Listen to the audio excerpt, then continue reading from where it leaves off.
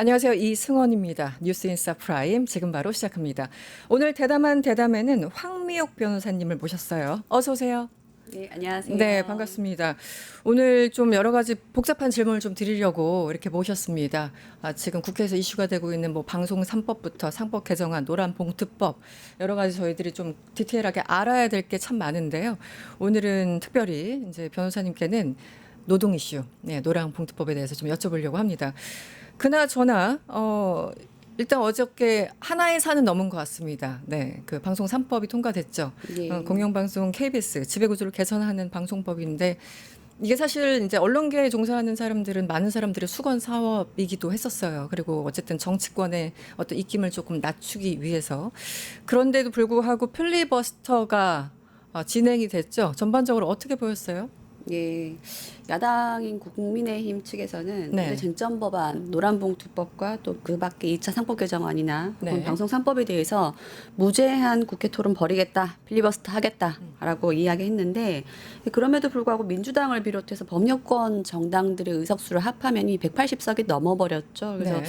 그러한 선언에도 불구하고 좀 안타까운 마음이 좀 있었고요. 네네. 결과적으로 이제 국회 처리는 사실상 국회 처리가 사실상 기정사실화된 분위기였고 실제로도 한산을 넘은 것 같고요. 네. 여러 가지 좀 앞으로의 좀 활약이 좀 기대되고 있습니다. 네.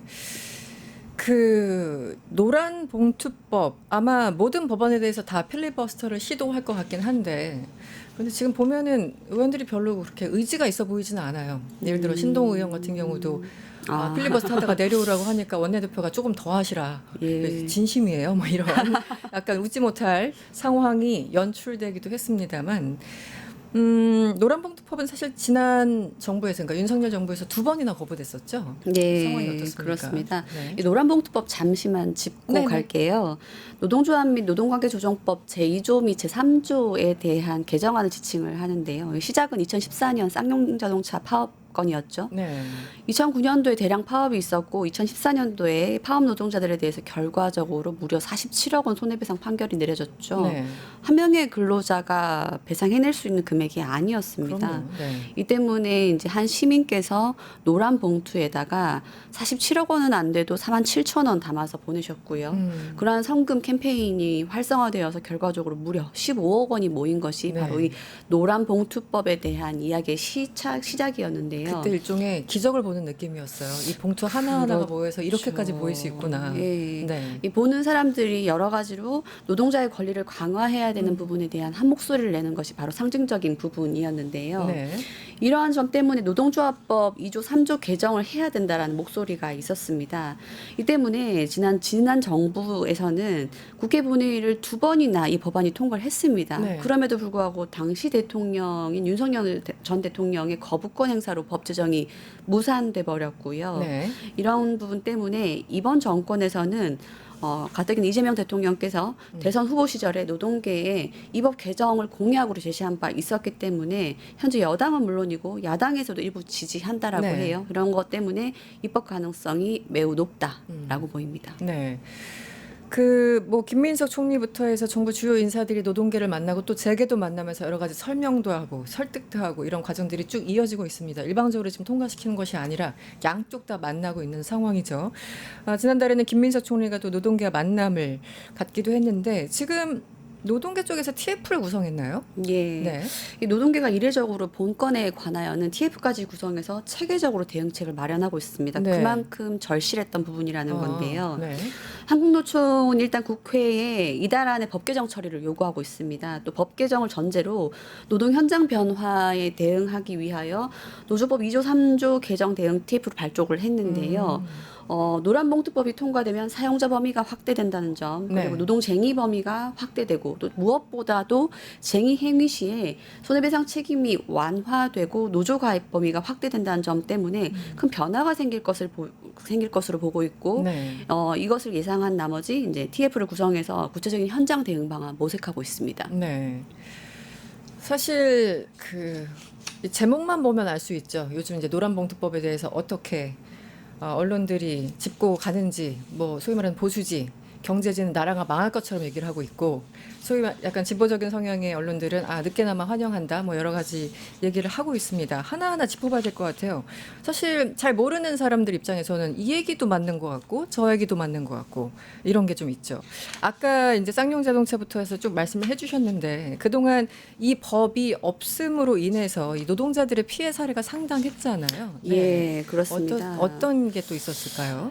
일단 위험의 외주화라는 이야기가 횡행했습니다. 네. 결과적으로 이제 지금은 굉장히 특수고용 형태가 많아진 상황이어서 단적으로 근로자도 근무를 하면서 내 사장이 누군지를 모르는 상황이 벌어지고 있다는 거죠. 네. 일상적으로 급여를 잘 받을 때는 큰 문제가 없습니다. 그런데 어떠한 산업재해가 발생한다거나 문제가 근로관계에서 문제가 발생한다면 과연 누구를 상대로 다투어야 되는지가 문제인 건데 네. 나는 쿠팡에서 일하고 있다. 나는 뭐 CJ에서 일하고 있다. 하지만 사실은 CJ나 쿠팡과는 상관이 없는 근로관계로 형성돼 있다는 것이죠.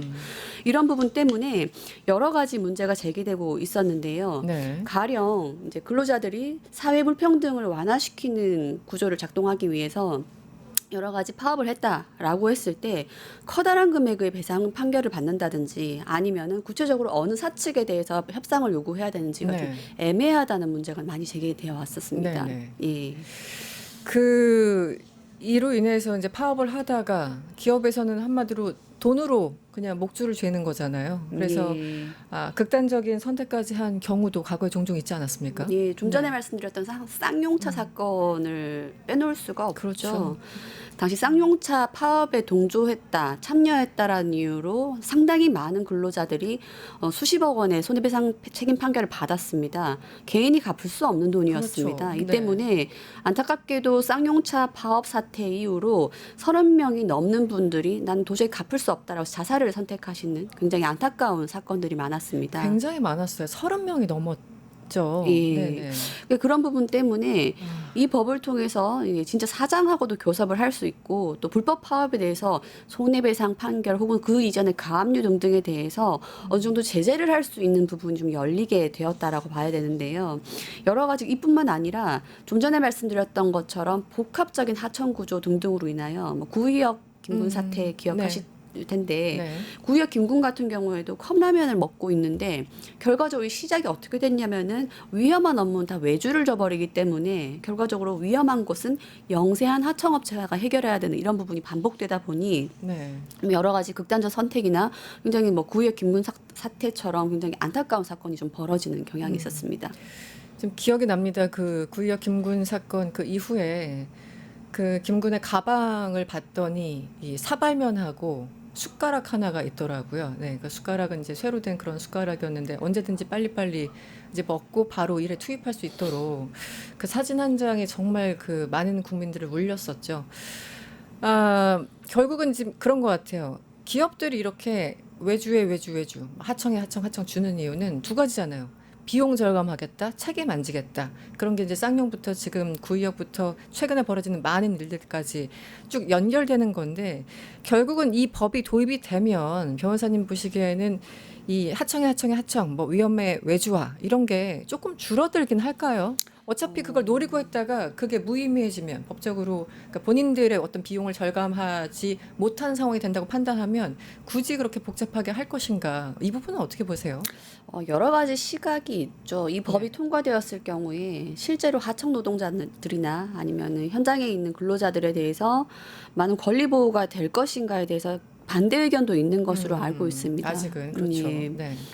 예를 들면 이런 거죠. 이제 하청업체를 선택하게 된다는 겁니다. 네. 영세한 하청업체 같은 경우에는 원청이 걸러내버리게 되는 거고, 그나마 규모가 있는 하청업체를 고르다 보니까 오히려 영세 하청업체는 줄파산, 줄도산이 이루어지는 것이 아니냐. 그것은 네. 결과적으로 하청 노동자의 피해로 이어지는 것이 아니냐라는 여러 가지 이야기는 있습니다만은 네. 그럼에도 불구하고 이 법안의 골자는 이런 것이죠. 수십억 원에 배상할 수도 없는 이런 손해배상 금액 때문에 노동쟁의라든지 합법적 노동쟁의까지도 위축되는 부분을 좀 막아보자라는 부분인 거고요. 네. 법 본연의 목적은 충분히 달성할 수 있다고 보이고 좀 네. 전에 말씀드렸던 것처럼 그런 부작용에 대해서는 법의 시행 과정에서 개정 과정에서 충분히 완화될 수 있다라고 봅니다. 제가 그 변호사님도 보셨는지 모르겠는데 그 노무사 노무진 드라마가 있었잖아요. 예. 저 처음부터 끝까지 정말 정주행했거든요. 보다가 미친 사람처럼 혼자 막 울다가 웃다가 막 그렇게 자세하게 조금 들여다보고 다시 한번 생각을 좀 하게 됐어요. 이게 이런 거더라고요. 기업 이제 회장님 있어. 배 나온 회장님 계시고 그리고 그 밑에 전혀 다른 업체를 하나 만들어 놓고 거기에 바지 사장을 앉혀. 기술적으로는 전혀 다른 회사. 그래서 그 회사로 하여금 밑에 하청 주게 해가지고 그 바지 사장만 소위 말하는 이제 감옥 보내는 혹은 처벌받게 하는 이런 구조. 이런 거는 구조적으로 고치기가 참 어렵다는 생각이 들긴 들거든요. 이걸로 다 해결될 수 있는 건 아니겠지만. 네. 그렇죠. 사장 입장에서는 이제 머리를 굴리게 되는 거죠. 이 사대보험이나 여러 가지 산업재해가 발생했을 때 내 회사가 가장 적게 피해받을 수 있는 방법이 무엇인가라고 했을 때 아예 그 분야를 떼버리는 거죠. 그래서 하청업체에다 맡겨버리고 뭐 말씀 주셨던 드라마에서는 바지 사장을 앉히긴 했는데 바지 사장이 아니라도 별도 업체, 아주 영세 업체, 일감이 부족한 업체, 네. 먹고 사는 것이 힘든 업체에게 그 아주 위험한 부분만 넘겨버리게 되면은 네. 결과적으로 위험한 부분일수록 정규직을 써야 함에도 불구하고 그렇죠. 오히려 인소싱을 해서 그런 부분은 영세업체가 다 떠안게 되니 사고가 발생하더라도 근로자는 영세업체 사장 아니고는 붙들 수 없는 부분인 거고요. 이 때문에 이번 법안에서 골자로 하고 있는 것이 바로 사용자 개념의 확대인 것이죠. 네, 네. 사용자라는 것은 당초에는 개별적인 근로관계, 직접적인 근로관계를 맺고 있는 부분에 한정했었는데 이번에는 노동조합법 제2조의 사용자 개념을 확대함으로 실질적 사용자까지 포함을 시켰습니다. 즉, 그 말인즉슨 네. 하청업체의 근로자라 하더라도 네. 원청업체의 사장을 상대로 협상을 할 수 있고 논의를 할 수 있다. 이 부분이 좀 네. 획기적인 부분이었고요. 네. 그 이제까지는 그래서 인소싱을 계속 반복해서 이 근로관계 구조를 헷갈려하는 이런 구조를 좀 막아볼 수 있도록 되는 그런 부분 좀 긍정적인 효과로 기대되고 있습니다. 아까 말씀하신 이제 그런 거죠. 내가 일을 하는데 문제가 생겼어. 그런데 정작 나의 사장이 누군지 몰라. 사용자가 예. 몰라. 그래서 지금 이거 대화촉진법, 뭐 노동평화법 이런 이제 얘기로 이 민주당에서는 이 법의 성격을 사람들한테 조금 그러니까 설득시키고자 하는 그런 게 있는데 그럼 제가 또 돌변해가지고 이 회장님들 입장에서 질문 좀 드릴게요. 아주 난리가 났어요. 경제지. 아니 그 불법 파업하는 사람들 이거 어떻게 할 거예요? 사회 그리고 우리 회사에 엄청나게 해를 끼치고 저 일하기 싫어가지고 막 억지 파업하고 저 사람들을 어떻게 할 거야? 오늘 지금 공장에서 찍어내야 될 물건이 얼만데 이거 물건 못 만들면 내가 또 보전도 해줘야 되는데 이런 논리들이 계속 있는 거예요. 이 부분은 어떻게 좀 설명을 해주실까요? 예, 재계나 뭐 국민의힘 야당 측에서는 경영자의 재산권에 대한 지나친 침해다, 경영권에 대한 지나친 침해다라는 지적이 분명히 있습니다. 그렇죠. 실제로 노란봉투법에서는 뭐 사용자 범위를 확대해서 말씀드렸던 것처럼 원청과 하청 근로자 간의 교섭도 가능하게 하고 네. 또 파업에 대해서 과도한 손해배상 청구를 제한한다는 내용이 바로 그 핵심 개념인데 이러한 개정안이 시행이 되면 뭐 예를 들어 볼게요. 구조 조정을 할지 말지 혹은 해외에 공장을 이전할지 말지 이건 기존에는 순수한 경영권의 범위였거든요. 네. 경영상 판단의 범위였는데 그랬죠. 이 부분도 파업 사유가 돼버리는 겁니다. 이제 근로자 입장에서는 해외에 공장을 이전하는 것을 반대한다라는 부분인데 이 부분에 대해서는 좀 논의가 있습니다. 그러니까 예를 들면은 지금 대표적으로 우리가 알고 있는 대기업 삼성, SK, 현대차, LG 등 이런 그룹들도 전부 모두 다 노란봉투법의 직접적 영향권에 들어가게 되는데 네. 대표적인 다층적 하도급 구조의 대표적 업종이 바로 자동차 조선 건설업입니다. 이렇다 보면은 개별 근로자 혹은 하청업체 근로자 들 측이 대기업 원청에 대해서 계속적으로 임금 협상 단체 협약을 요구할 수 있다 보니까 이 과연 경영이 돌아갈 것인가, 경영권에 대한 중대한 침해가 아닌 것인가라는 의견이 나오고 있고요. 네. 실제로 일부 경영계에서는 노란봉투법 입법 중단을 촉구하는 긴급 기자회견을 열기도 했었습니다. 그랬죠. 네. 자동차 산업을 예를 들어봤을 때 부품 하나라도 공급이 막혀버리게 되면 전체 자동차 생산이 중단이 되는데 협력업체 개수만 하여도 1만 개가 넘는데 이러한 상황에서 1년 내내 개별 업체와 협상을 해야 된다. 이것은 원청으로서 굉장히 절망스러운 상황이다라고 토로하기도 했습니다. 네. 그러니까 그 부분을 어떻게 법적으로 잘 정리를 해서 이거는 불법이고 그렇지 이거는 불법이 아니고 이걸 해야 되는데 이게 참 어려운 문제긴 합니다. 네. 참 근데 아직까지 우리나라 사법부가 회장님 편이 많기 때문에 이분들 뭐 어떻게 될지 네, 좀 시간이 걸리겠지만 이런 것도 있어요. 해외 기업들이 이제 한국 투자 안 할 거야. 이렇게 얘기하시는 분들도 있는데 이 부분은 어떻게 보세요? 예, 요즘에 한창 이슈가 마스가 아니겠습니까? 네, 맞아요. 예, 마침 이 노란봉투법에 반대하는 측에서는 이 마스가를 또 바로 차용을 합니다. 노란봉투법이 시행되면 당장 국내 진출한 해외 기업들이 투자 감소할 것이다. 네. 또 한미 관세 협상을 타결을 이끌어냈던 조선업 협력 프로젝트 마스가 이행이 어려워지는 거 아니냐라고 해서 한국 산업에 대한 대외 신인도가 크게 떨어질 것이다라는 우려가 제기되고 있는데요. 네. 국민의힘 의원인 나경원 의원께서는 31일 국회 소통관 기자회견에서 이 노란봉투법에 대해서 이렇게 이야기했습니다.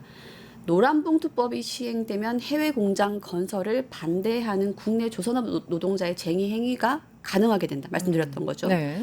그렇게 되면은 지금 한창 문제되는 마스가브 프로젝트의 실현 가능성이 현저하게 떨어질 것이다라고 해서 야당 측에서 반대 의견 밝혔고요. 일부 전문가들 측에서도 노란봉투법을 공개 반대한 것이 바로 주한미국 상공회의소나 혹은 뭐 주한유럽 상공회의소 측도 반대하고 있다. 네. 라면서 최종적으로 국내에 진출한 해외 기업들이 한국에서 아예 철수할 가능성 염두에 둬야 된다라고 강수로 지금 맞대응하고 있는 상황입니다. 네. 그래서 거기에 대해서 변호사님 어떻게 생각하세요? 어디까지나 운용의 방법이라고 생각하는데요. 전 당초에 이재명 대통령이 대통령 당선 이전에 노동계를 상대로 이 법안에 대해서 약속했었습니다. 네. 이 부분에 대해서 시작은 바로 구의역 김군 사태라든지 쌍용차 사태라든지 가담 정도라고 하면 제가 너무 위법한 표현인 거고 네. 서로 행위를 분담한 정도에 따라서 손해배상 책임을 나누어야 된다라는 부분인 건데 사실 이 법원 입장에서 법의 적용한 적용자니까 어떻게 할 수가 없는 노릇인데 공동불법 행위에 대한 그 악적용을 바로 여기 했다는 거죠. 네. 단적으로 이야기해서 쟁의 행위에 대해서 단순 조금의 나눔 행위를 했을 뿐임에도 불구하고 수십억의 책임을 부담하는 것이 바로 공동불법 행위, 무진정 연대 채무의 그 법리인 것인데 네, 네. 이것을 기계적으로 적용하는 것은 결과적으로 쟁의 행위, 합법적 쟁의 행위까지 위축시키는 것이 아니냐라는 것이고요. 다만 경영권에 대해서까지 협상의 대상으로 한다는 것은 이건 좀 문제가 있다고 봅니다. 네. 이 부분에 대해서는 좀 구체적으로 네. 근로자가 문제를 삼을 수 있는 부분과 협상의 대상을 삼을 수 있는 것을 좀 나누어야 된다고 보는 건데 어디까지나 그런 거 아니겠습니까? 그 리스크, 경영상 리스크, 그러니까 하이 리스크를 부담하는 경영자가 부담해야 될 부분과 고정적인 급여를 받는 노동자가 판단할 부분 다르다고 보기 때문에 네. 그 부분 좀 조정이 필요하다라는 입장입니다. 네. 그래서 재계는 지금 뭐 불법 파업을 하더라도 손해배상 청구가 어려워질 수 있다. 그래서 우리가 투자하기도 힘들고 또 외국 기업들이 우리나라에 뭐 투자하는 것도 힘들다. 이런 논리인 것이고 그리고 사용자 개념도 너무 확장돼서 우리 이거 불분명하다. 뭐 이래서 한마디로 이제 볼멘 소리가 계속 나오는 것이고 이 박홍배 원내 부대표 같은 경우는 경총 이 배후에서 공포를 조장하고 있다. 유럽 상공회의소, 보수 언론 등과 함께 여론전을 벌였다는 합리적인 의심을 지울 수 없다. 이렇게 팽팽하게 지금 맞서고 있습니다. 어쨌든 그 노동부 장관이 얘기했던 것처럼 앞으로 이제 법 시행되는 그 과정에서 하나하나 조금 꼼꼼하게 바라봐야 될 부분이 분명히 없지는 않은 것 같습니다. 어떻게 좀 일단은 처리 예정인 거죠. 아직은 통과는 안 됐고 그런데 처리가 되겠죠. 노란 봉투법의 한정해서도 좋고요. 예, 변호사님이 생각하시기에 노동 관련법 어떤 게 조금 더 마련돼야지 좋을까요? 모든 게 뭐 첫 술에 배부를 수는 없으니까. 예, 네. 노란봉투법이 당장 국회를 통과하더라도 앞으로 6개월의 유예 기간도 있고요. 또 6개월입니까? 예, 네. 그렇고 네. 또 경제단체의 헌법소원 청구 등이 물밀듯이 제기될 것으로 보입니다. 이런 부분 때문에 후속 절차들이 아직 있으므로 적어도 올해 연내 시행은 어려울 것으로 보고요. 또 재계 역시 눈치 싸움을 하고 있는 거죠. 좀 네. 향후 보안 입법을 좀 지켜보겠다라는 입장인데요. 네. 전반적으로 이번 정권을 선택한 것은 국민의 결단이었다라고 봅니다. 그렇다면은 노란봉투법이나 아니면 노동관계법이 일단 통과되는 것은 맞고 다만 운용에 있어서 우려되는 부분이 있죠. 몇 가지 그런 부분에 대해서는 좀 보완 입법이 필요하다라는 것이고요.